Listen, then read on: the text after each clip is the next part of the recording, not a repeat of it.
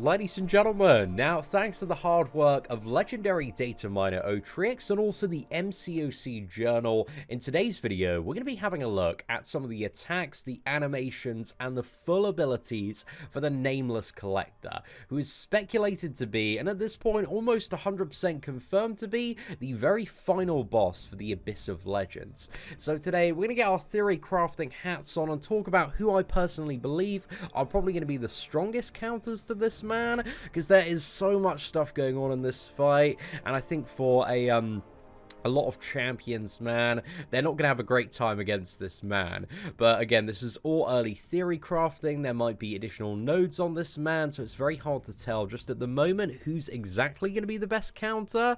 But looking at some of the base stuff here, it's just absolutely ridiculous. He's got like over 1 million power index, like at his base about 4.3 million hit points there. But the good news is, at his base, he's only got 5,701 attack. But I think, like most quests, there is probably going to be a modifier in Abyss of Legends that does increase health and attack. So I think the final value for health is going to be anywhere between 8 to 16 million. I really hope it is just 4 and a bit million, but they're really bigging up Abyss of Legends. And the final attack is probably going to be between like 11 to maybe 23,000 attack.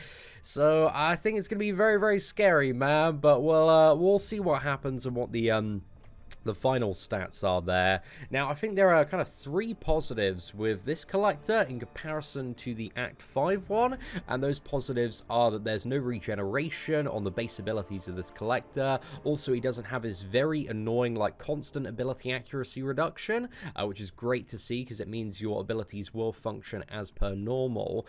And the final thing is hopefully there's going to be no Bane node, because if there's a Bane node with that much health, you're just instantly dead. So I don't think there's going to be one of those in Abyss of Legends.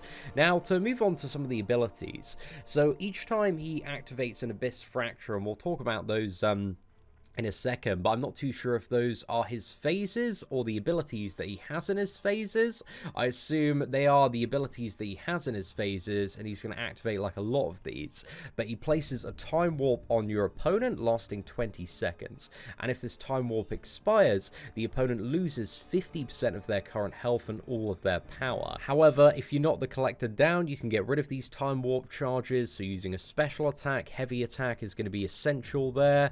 But also, if he doesn't already have a bar of power, when he triggers an Abyss Fracture and you get a time warp, he is instantly set to 1 bar of power as well.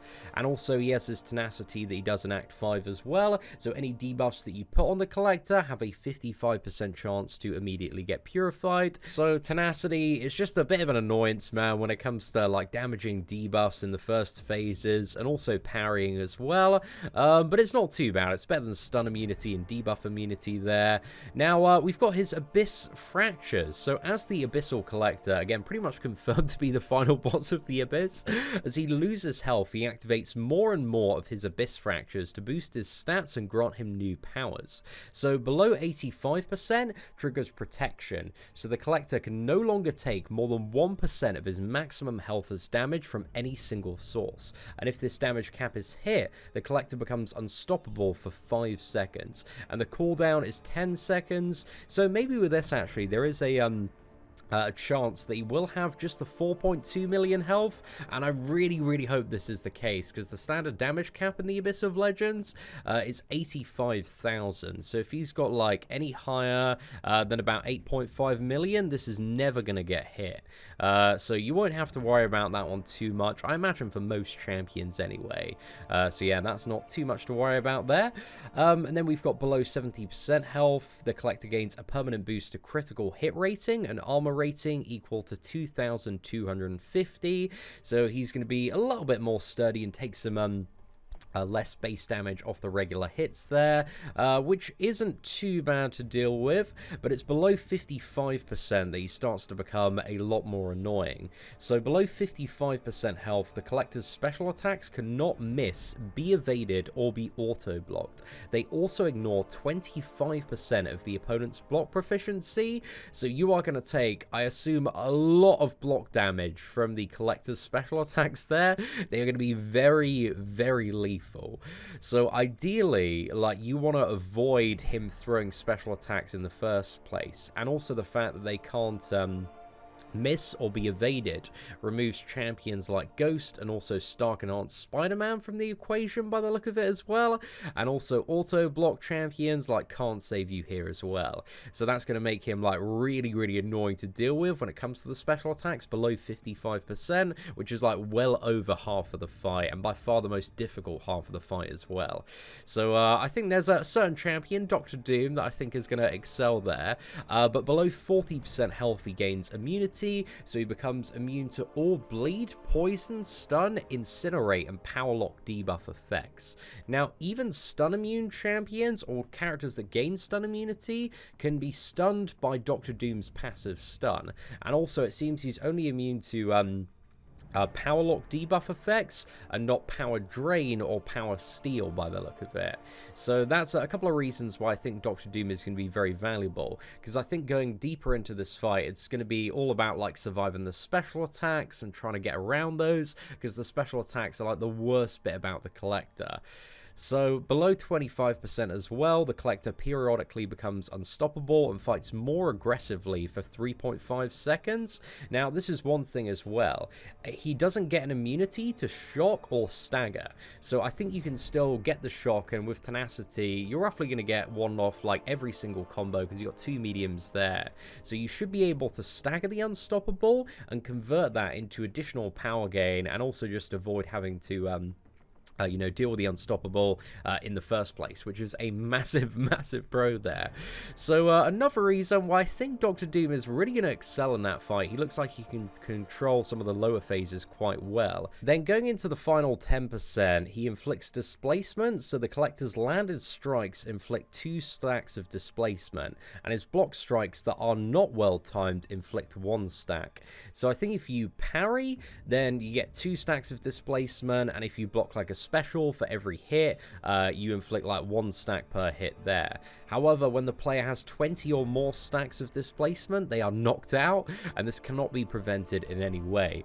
So the goal kind of seems to be to, yeah, control his power in that phase, because his special 1 still looks like it is, unable to be fully evaded there. The special 2, I think you can fully evade on the Collector, but it's also like really tricky to do. It's by far one of the hardest to do in the game, and I don't think like many people have it down consistently. Now, to add to all of that fun, every time he throws a special attack, his power gain rate is increased by 5%. So his power is just going to go up and up and up, and generally Doom controls matchups where power gain starts getting a little bit crazy very well, because he can just steal that power and also like not give the opponent any power at all. So I'm curious to see how that's going to work out there, but yeah, more and more special attacks as the fight progresses. Also the special attack 1, if you're hit by it or clipped by it, has a 100% chance to stun for 3.5 seconds, so you are dead there. Also launching a special attack, I think this is just the special 1, might be the special 2 as well, but launching the attack siphons power off the opponent and steals 100% of their current power over 10 seconds. Now, as we said earlier, to the best of my knowledge, the Collector's special 2 is the only one that can be fully evaded, but it's really tricky to do. And if you fail it, man, it has a 100% chance to power lock you for 50 seconds. 50 seconds, man. You're pretty much out of the fight at that point. So, yeah, there's definitely some very high risks when it does come to dodging the special 2. I think with a skilled Aegon player, like, this is maybe the way to play the fight. Just keep on pushing to the special 2 and like get that power up and up and up, and it should be fairly consistent to do that. But you're gonna need to evade a lot of special 2s, man, like really quickly. So it's definitely gonna be a finesse and art to this fight, but I think like eventually it is possible to get some really sick tries if you are just a beast at fully evading that special 2 with the way that the power gain rate increases. But yeah, it's going to be very tricky, and one little slip up and you are pretty much out of the fight there.